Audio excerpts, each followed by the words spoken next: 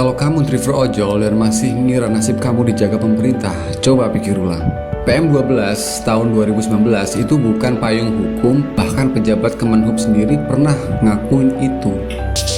Gini ya, semua aturan soal tarif, potongan, suspend, algoritma, sampai hak kita sebagai mitra, itu selama ini cuman bersandar pada peraturan setingkat menteri, bukan undang-undang. PM12 tahun 2019 misalnya, itu cuman soal keselamatan. Tarif diatur lewat SK Menteri, bisa berubah kapan aja. KP 667 2022 dan KP 1001 semua itu turunan dari Permenhub, bukan dari undang-undang. Artinya, kalau aplikator mau nurut, ya alhamdulillah. Kalau enggak, ya enggak ada konsekuensi hukum yang kuat. Udah 3 periode kita perjuangkan RUU ojol masuk prolegnas DPR. Tiap kali diangkat tiba-tiba hilang. Kayak ada yang sengaja tarik rem. Maka hari ini kami mitra-mitra dari lapangan bukan cuman minta lagi, kami desak Presiden untuk keluarkan Perpu. Karena kalau nunggu DPR sampai ganti 5 komisi juga belum tentu dibahas. Lalu soal potongan, mau dibikin 10%, mau tetap 20%, itu cuman kosmetik.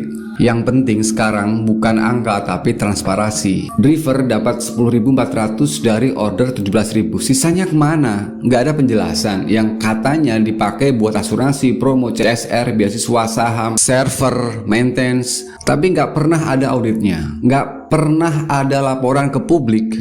Kita dipotong tapi kita nggak punya hak nanya. Itulah kenapa Perpu itu penting, karena Perpu bisa bentuk badan pengawas, paksa aplikator transparan, atur tarif potongan yang adil, tentukan standar algoritma dan suspend, akui status ojol sebagai bagian dari sistem ekonomi digital yang sah, bahkan tetapkan hari ojol nasional. Kita ini bukan musuh aplikator, tapi jangan juga dianggap mesin yang bisa dipakai kapan aja dan dibuang kalau nggak perform.